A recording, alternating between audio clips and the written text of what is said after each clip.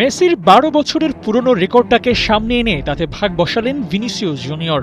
Ronaldo এই কীর্তিটা গড়েছিলেন ২০১০ সালে। বলতে পারেন রোনালদো মেসির ঠিক পাশেই ভিনিসিয়াস জুনিয়র।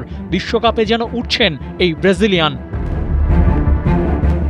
২০১৪ থেকে ২০২২ প্রতিটা বিশ্বকাপেই একজন নেইমারকে ঘিরে প্ল্যান সাজাতেন কোচরা। তেমন কেউই আসতেই পারেনি নেইমিকে বিট করতে। তবে সব সত্য নাকি পাথর চাপা দিয়েও রাখা যায় না।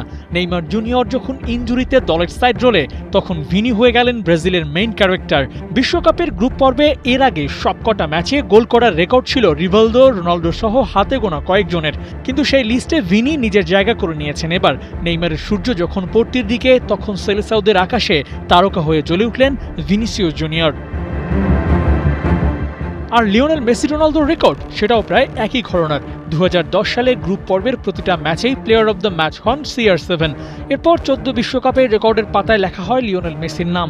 আপডেটেড লিস্টে আসলো ভিনি। ৩ ম্যাচ সেরার পুরস্কার ওর ক্যাবিনেটে এখন। দলকে কাঁধে করে টেনে নেওয়ার পুরস্কারটাও পেয়ে গেলেন গ্রুপ স্টেজেই। বিশ্বকাপের আগে রিয়াল মাদ্রিদের জার্সিতে ভিনিসিয়াসের পারফরম্যান্স নিয়ে উঠেছিল প্রশ্ন, কিন্তু সেলেসাও তারকা সব এনার্জি যেন জমিয়ে রেখেছিলেন বিশ্বকাপের জন্য। গ্রুপ পর্ব পার করার আগেই গোল এক হালি। এই বিশ্বকাপে আটঘাট বেঁধেই নেমেছেন ভিনি। বাকি পর্বেও দেখাতে পারেন চমক। Carlo Ancelotti full pack of energy নিয়ে ছক কষতে পারছেন না, ফুল টাইম খেলতে পারছেন না নেইমার জুনিয়র। রাফিনিয়াকেও হারিয়েছে এর আগে। এখন অ্যাটাকিং লাইন আপে দায়িত্বটা ভিনির কাঁধেই পড়েছে।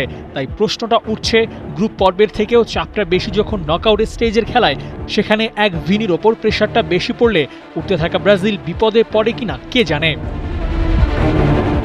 আর যদি এই ফর্মটা ক্যারি করতে পারেন, তাহলে ভিনির ওপর ভর করে এবার হেক্সা মিশনে দারুণ কিছু করে দেখাতে পারে ব্রাজিল। আবু নাইম, ৭১।